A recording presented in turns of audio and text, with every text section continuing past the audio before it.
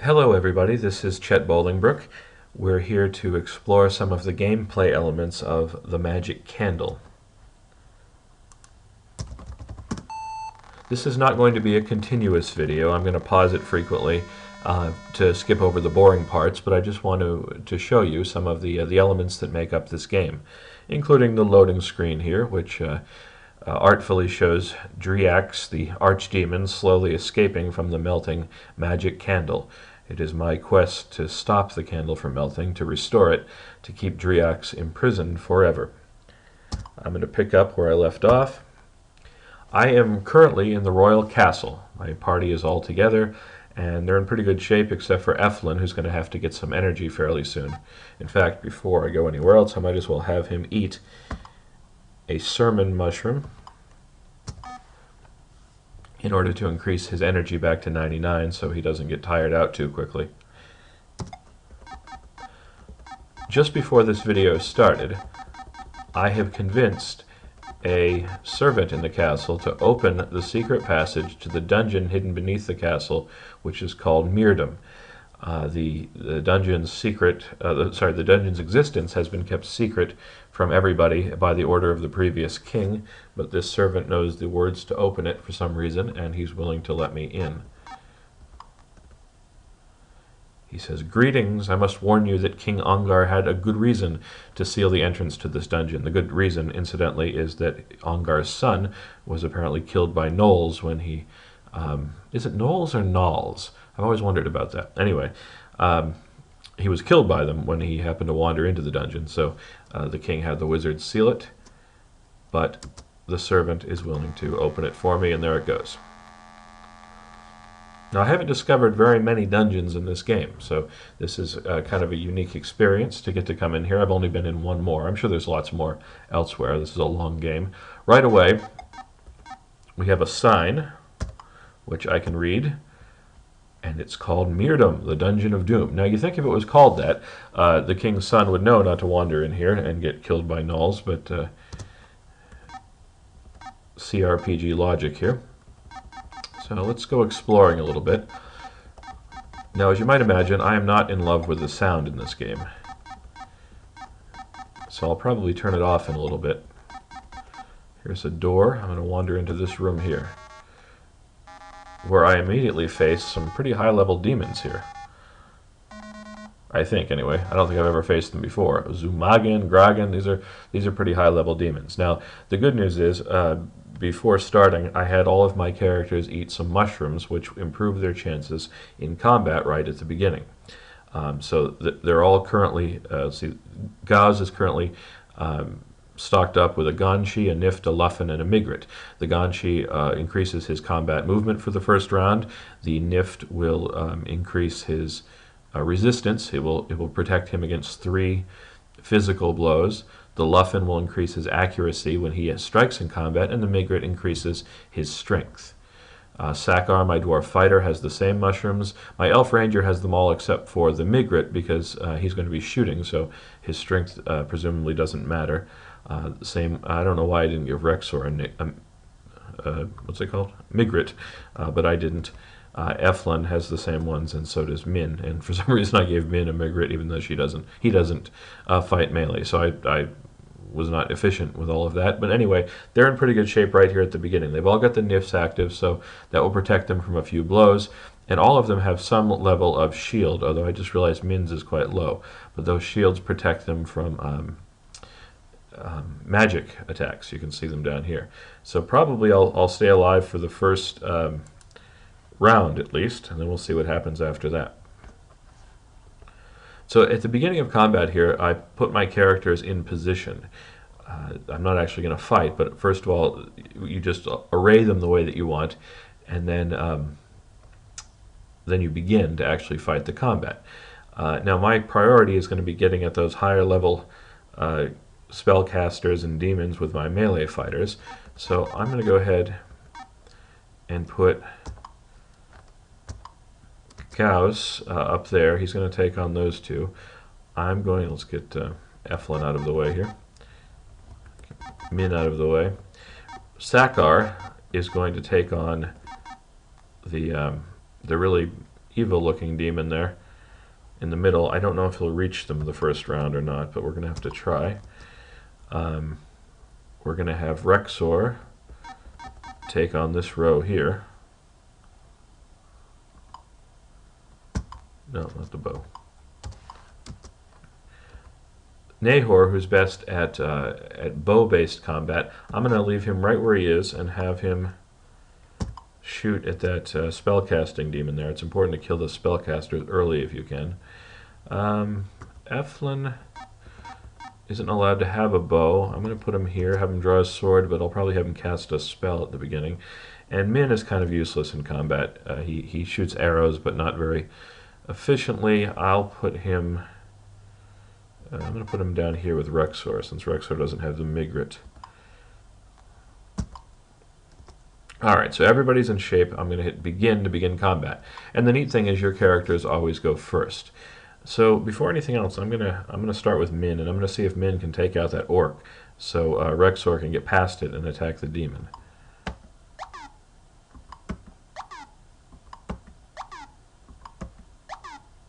Almost. I didn't quite make it. So Rexor is going to go charging in, finish off the orc, and then go, and he doesn't have enough room for one attack against the demon, unfortunately. Alright, Gauss is going to charge forward and try to take out that orc, and then continue moving forward against the demon. Sakar is just going to charge this guy here. He'll only get one hit. But it gives me a sense of the guy's stamina. So he's at 35 stamina left. I might be able to take him out with Nahor. Let's check it out. Ooh, good, good, good. Okay, there we go. So the really bad looking one, I don't know how bad he was. I've never fought him before, but he looked pretty bad. So he's dead. So I'm feeling pretty bold now that I've done so well. So I'm, rather than waste a spell, well, let's see, you can see how the spell casting works. So I'm going to have Eflin recall his only offensive spell that he's memorized at this point, the Shatter spell,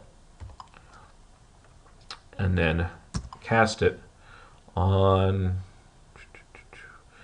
let's see, we'll cast it on this this demon here,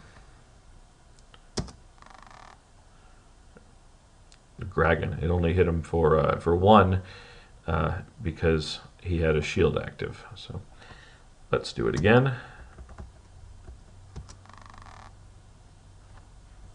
He hit him for a little bit harder. An attack, and one more time. Let's take out that orc. He's just going to annoy everybody anyway. There we go. Alright, so this guy seems to be casting some sort of spell, which hit Rexor for some pretty serious damage.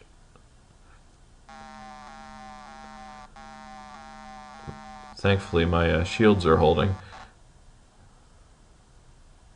Good, alright. Now, because I don't have Luffens active anymore, my characters are kind of subject to missing the enemy. So let me quickly see what I have for shields still active, since they seem to like to cast. Rexor's got nothing. Min's still pretty low, but Rexor is going to be my priority here. And there he goes and misses again. Alright, so I'm going to have Eflin recall the shield spell, and he's going to have to wait till next round to actually cast it. Min actually scored a hit, which he doesn't usually do.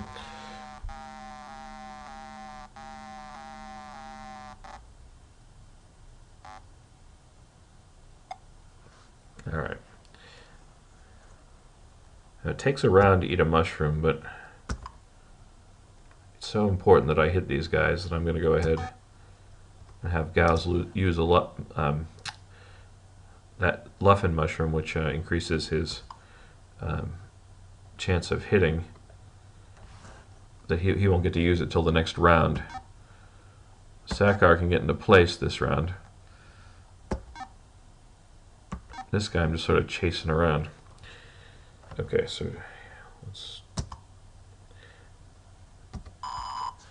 So I just increased Rexor's shield spell to 46, so he can take another couple hits from these guys.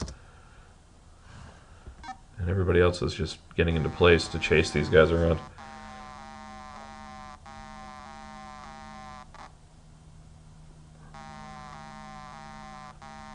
Waiting for this animation and sound to finish running is kind of annoying. Where did he hit? Nahor.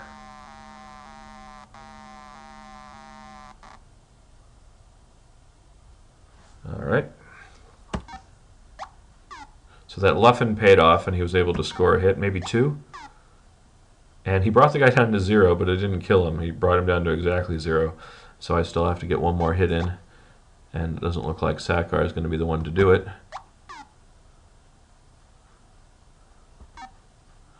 And let's check out who needs the shield the most. Looks like Sakar does.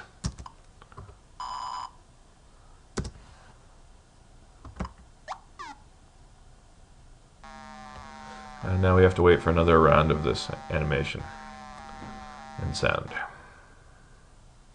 So thank God for those shield spells, otherwise I'd be taking some serious damage right now.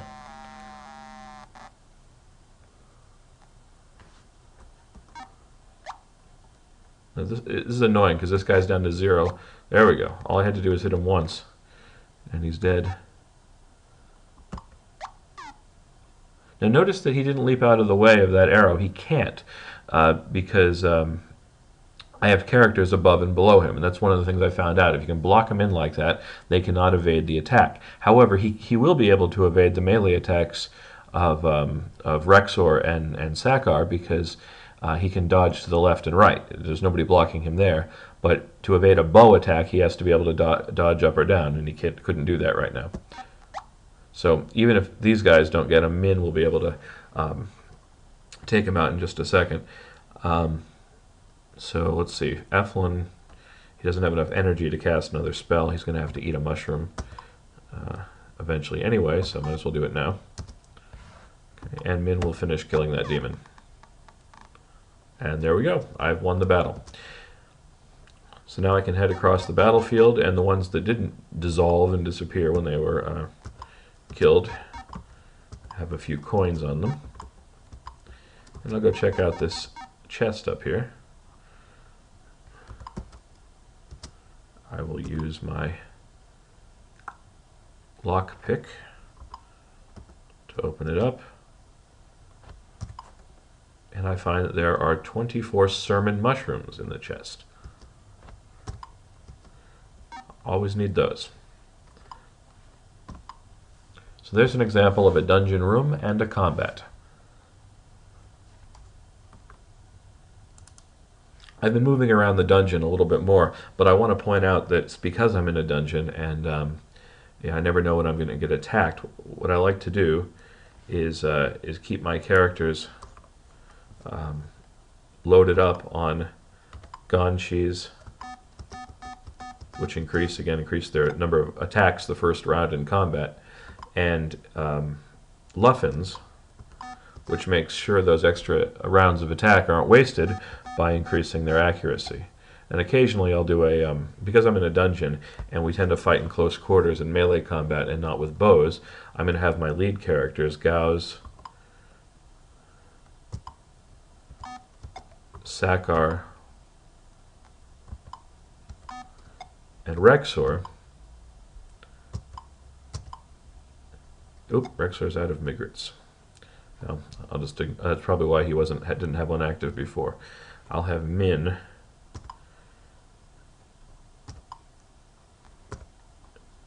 give him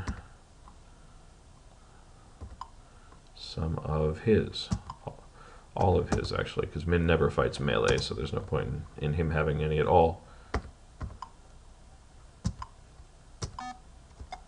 Okay, so now I have these. I still have my Nifs active because none of my characters took any melee damage in the last combat, and now they've got these other mushrooms active for the first round of the next combat. Mushrooms are expensive, and I don't like to waste them too much by pre-eating them like this, lest I encounter something really pathetic that I didn't need all that extra power for. But in the dungeon, I don't really expect I'm going to encounter any weak characters. So I'm doing pretty well. I've got 40 Leffins, 49 Nifs, and 50 Ganshis, and that's for Gaos. The other characters have different amounts, but I'm doing pretty well, so I can afford to waste some of them, so to speak. I've come to a place in the dungeon where I can't proceed with the formation of all 6 characters, so I have to divide my party into 2 groups, at least, so that they can get by this particular section. And it turns out there's absolutely nothing there, so there was no need to do that whatsoever, but it does illustrate the party division process anyway, and why it sometimes has to happen inside dungeons. I'll join everybody back together.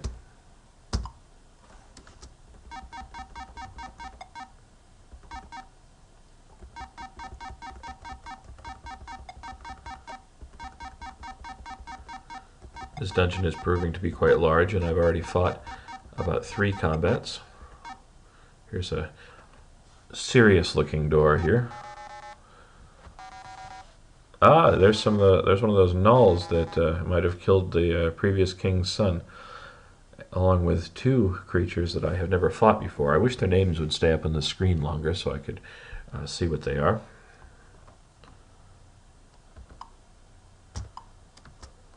I think I'll have Gaos charge that beast.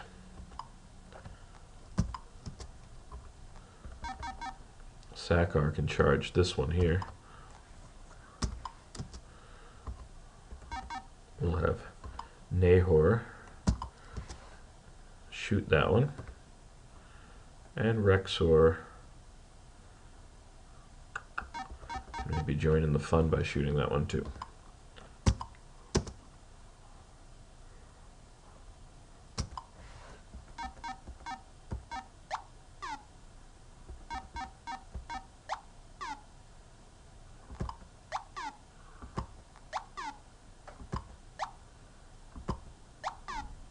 Rexor has nothing to do. He can shoot this gnoll here. Good, take him out. What am I going to do with Eflin? Who needs shields? Looks like Min could use a little bit.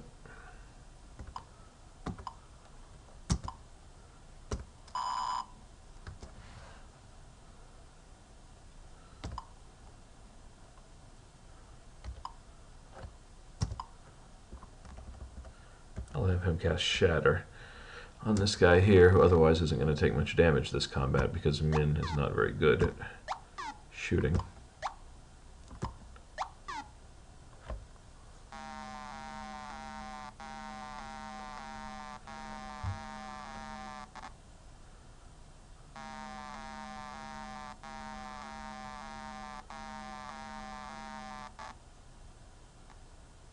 Thankfully, Sakar's shield's held there.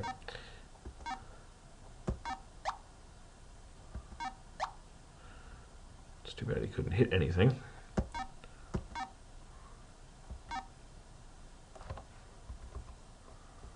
Oh. No, shoot. I want to cast that.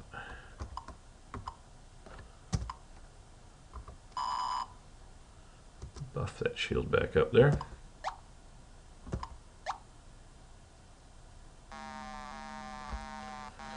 I guess I should keep Leffins in my system all the time because my guy's accuracy is horrible. Whoa, so Gaos just lost the rest of his shield. And he's tired. So is Sakar.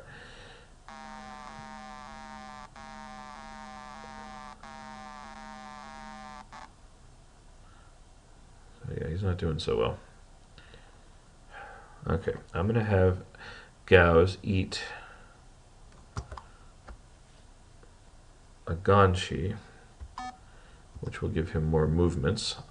Then I'm going to have him eat a Sermon to get his energy back up, and then he can charge that guy. I didn't quite make it. Alright, Sakar is going to do the same thing. He's going to eat a Ganshi. He's going to eat a Sermon. And I'll use 2 rounds attacking, and hopefully he hits. Once, come on. Yes, there we go. He's dead. And Sakar's sword skill just went up by 1. That occasionally happens when you defeat an enemy. It will increase whatever the skill of whatever weapon you used. Alright, who needs a shield? Everybody. Gauss most of all.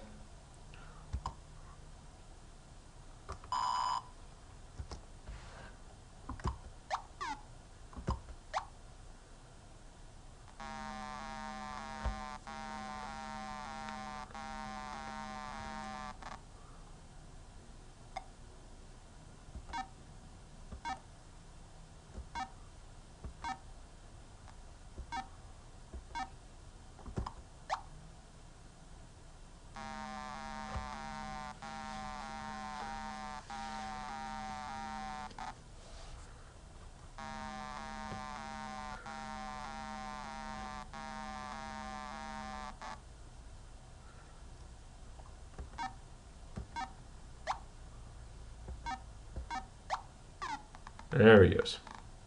And I've won.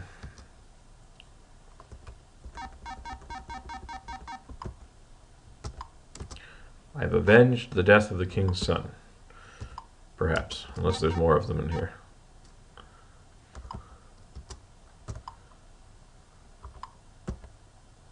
Oh, looks like Min has just once again been the victim of a poison trap. If there's a way to detect those ahead of time and disarm them, I don't know what it is. So being poisoned reduces your stamina and your energy to 0. You can cure it with a Loka, of which I have 2. But even then, I've now got to use a Sermon and a potion to get my health back up to where it should be. Yep. And I got 24 more potions, so I guess I can't complain about that. Okay, Nehor and Rexor and Eflin all need to use sermons to get their energy levels back up.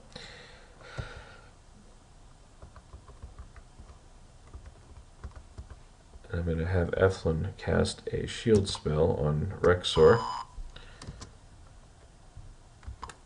Get out of this room, and as usual, have my characters eat ganchis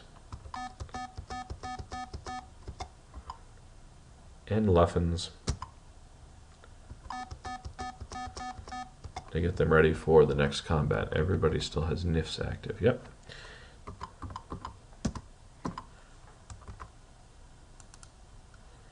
At length, I have come to a set of stairs in this dungeon, and inspecting the sign, I see that these are stairs down to hell. That's a bad sign, I suppose, but my party bravely presses onward, although I don't know why. I don't have any particular reason to be in this dungeon, and I don't have any particular thing to find. But we are still going to see what fate awaits us. So, I'm in the thick of some combat with some gnolls here, and it's left Gauss dead. I didn't keep up on how many nift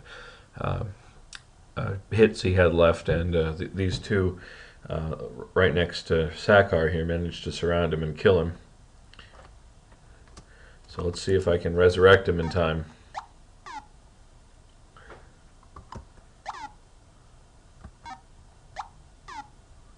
First I have to take care of these final two.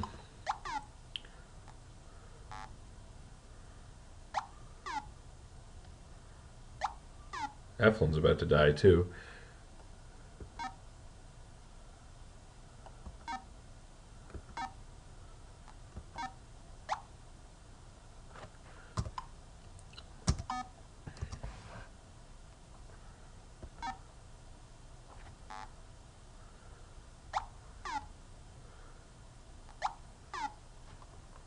Eflin just cannot seem to dodge anything.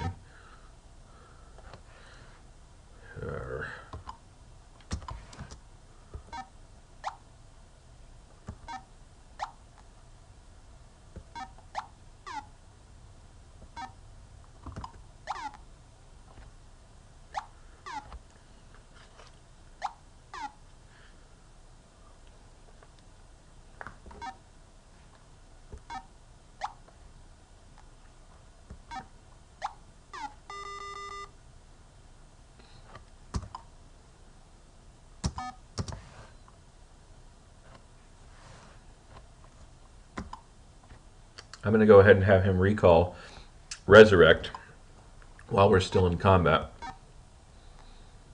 so we can cast it right away. And I've just won, so let's get F1 over here. Oh, he's going to have more energy to cast that. And thankfully, Gauss is alive. I haven't found if that does anything like to my permanent stamina levels or anything like that. It's rare that I have to resurrect a character.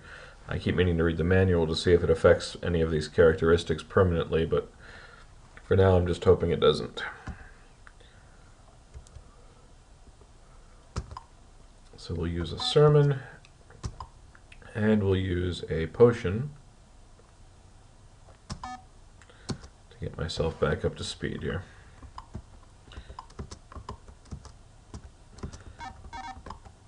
And that is how the party successfully survived an ambush of gnolls in the middle of the dungeon.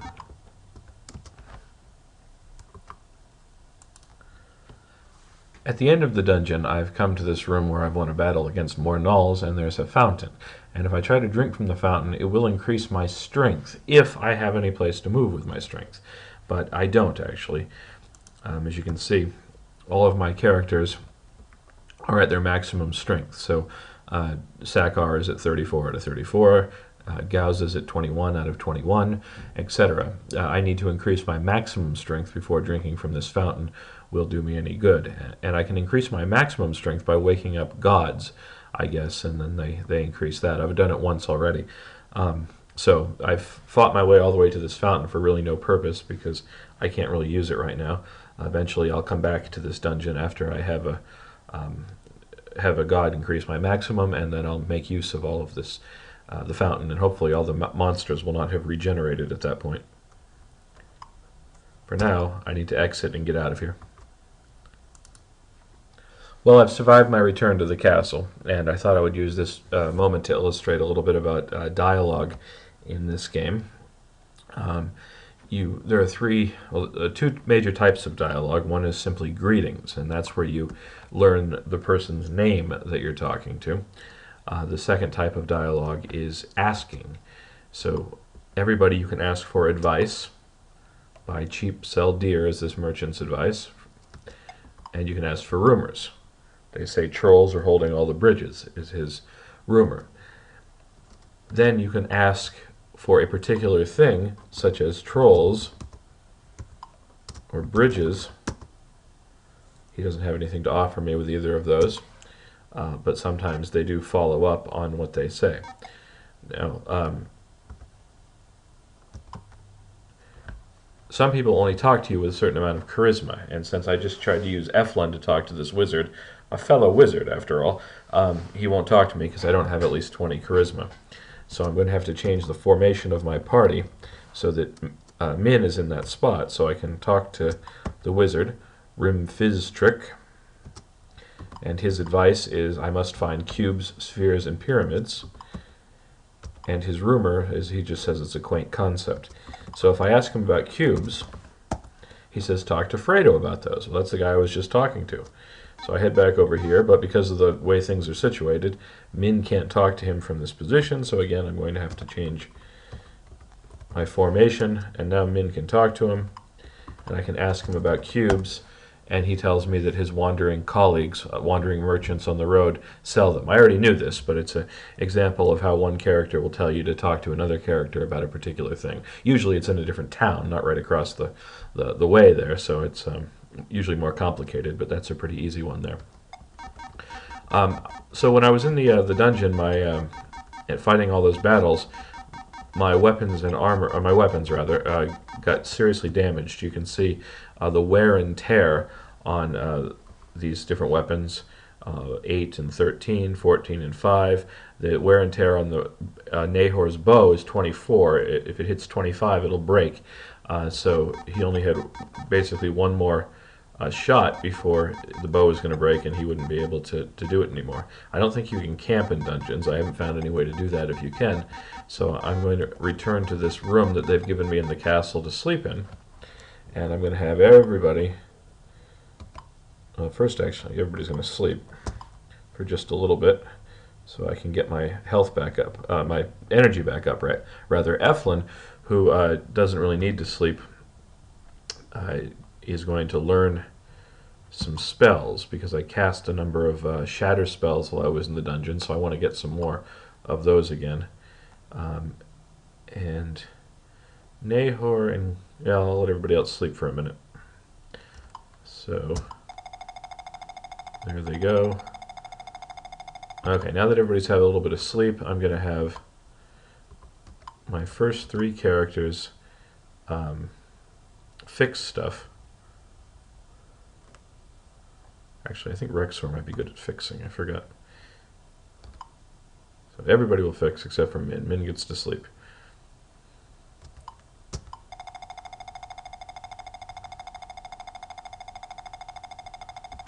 And I'll check on my weapons now, and there. Now the wear and tear is down to 0 on all of my weapons. But you also notice that I'm kind of low on arrows, 32 for Nahor and only 16 for Min. So I'm going to have to restock on arrows. I need to restock on mushrooms. I'm pretty much low on everything. So it's probably time to head over to a town and buy some more goods. Get out of here.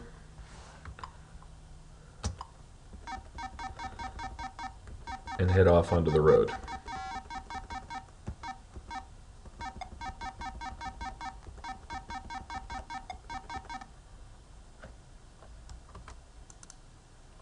At this point, I'm in Port Aver, and I was noticing that I was running low on migret mushrooms while I was in the dungeon. So what I'm going to do is have Min pool all of the migrets that we have left,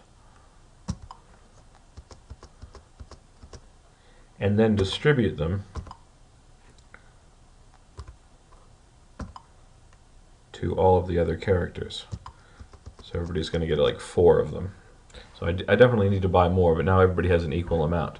I wish I could do that with every thing that I have, but unfortunately you can only get 99 of any one thing. So if the total number of things that I have exceeds 99, one character cannot pool them and then distribute them. So everybody ends up having an odd amount of items. But if I have that many of something, then I guess it really doesn't matter all that much. I'm going to also have Min pool the gold. We don't have much of it right now. 1,105 coins. I was hoping to buy a spell book that had cost 1,500 in a little bit, but I guess that's going to have to wait. I can try to increase the amount of gold that I have by heading over here to the gambling hall.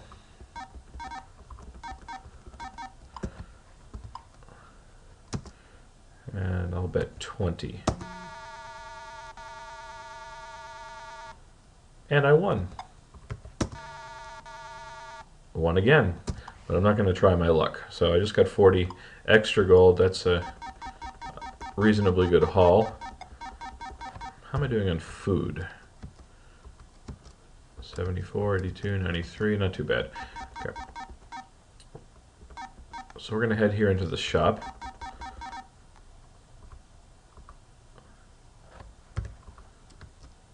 Oh, I forgot to distribute my gold. Ah.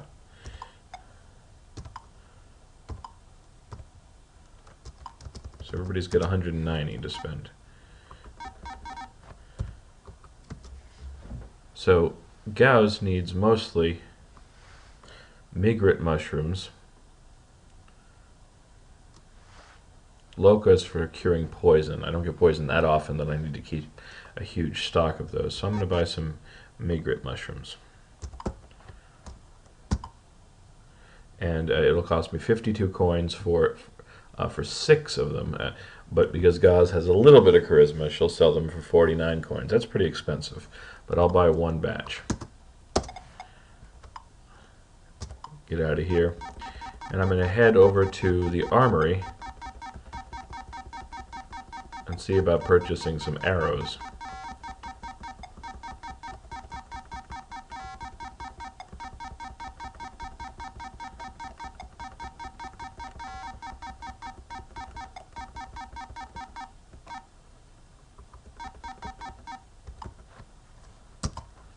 So Gaz has 47, I'll buy another 50 for him.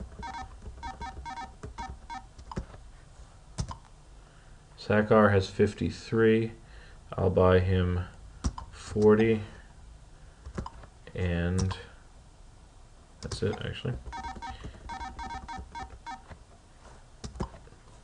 Nahor has 32, I'll buy him 50, and then I'll buy him another 10. And then another 5.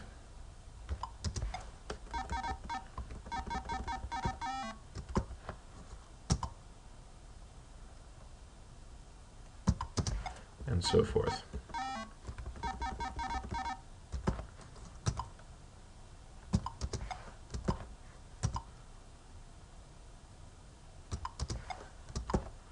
Yes, it would be nice and easy if you could just specify how many arrows you want and not have to keep buying various amounts.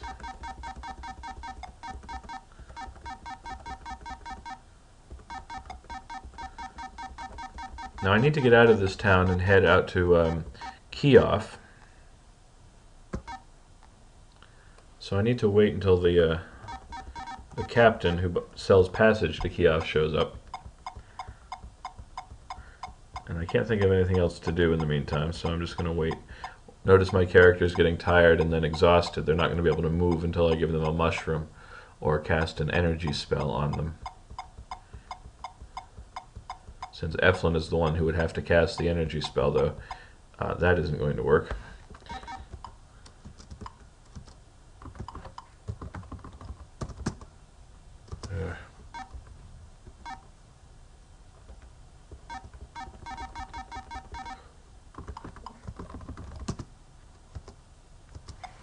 Oh, that isn't the person I need to talk to about passage. He doesn't get here till a little bit later.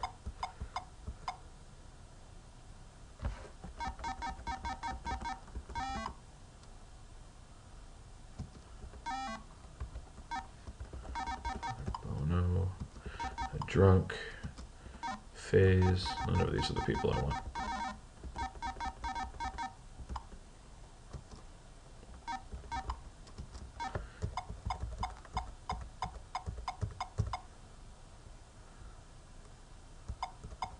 Air. Not Ermal.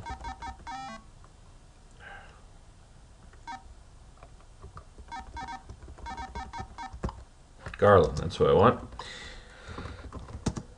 And I want to go to the Isle of Shendi. And he says he'll take me for 100 coins. I say yes. He says, meet me at the docks tomorrow at 7. And now I've got a conundrum because all of my characters are so tired that none of them, they can't make it to the inn without eating a mushroom. But if I eat a mushroom, I'm going to have plenty of energy and I won't need to get to the inn. So there's my paradox. Everybody eats a sermon.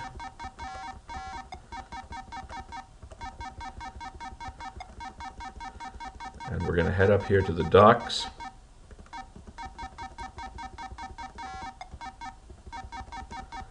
Or I'm going to have to wait until 7 o'clock in the morning. It would be nice to do something useful with my time in the meantime, but I honestly can't think of anything to do. If I go outside and start wandering around, it'll get to be 7 o'clock too soon and I'll miss my passage. So I'm just going to sit here and wait.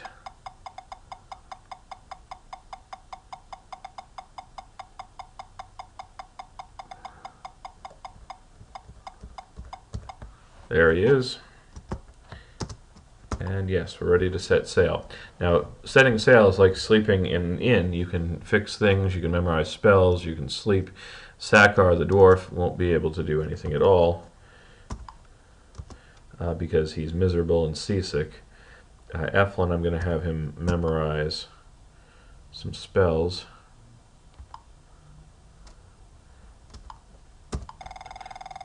And there goes my ship on the high seas.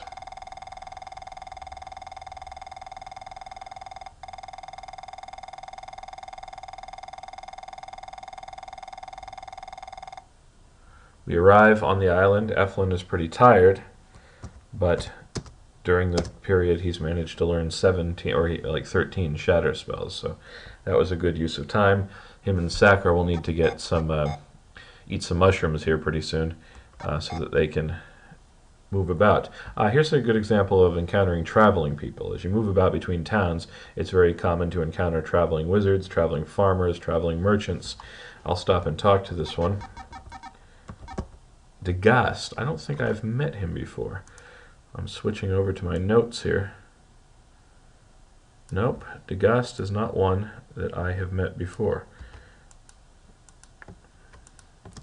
I'm going to create an entry for him. You can't see what I'm doing, but I'm creating an entry in my online encyclopedia, the Book of Flame and Wax.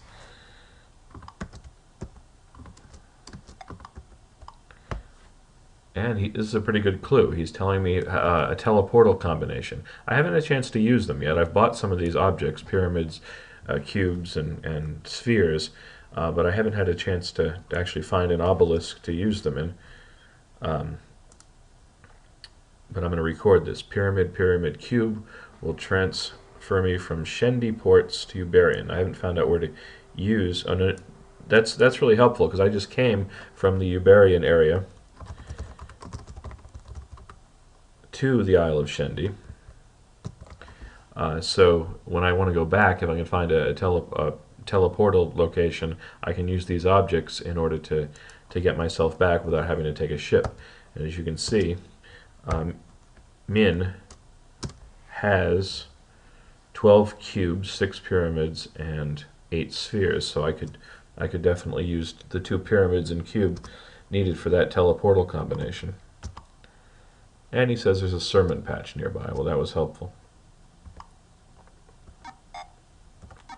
And at length I find myself in the town of Kiev on the Isle of Shendi. This video has been going on for a long time, so I'm going to wrap it up now, but I hope that that's given you some ideas about the overall gameplay and interface and combat options inherent in the Magic Candle. We'll do more videos later as I play through this game. Thank you for joining me.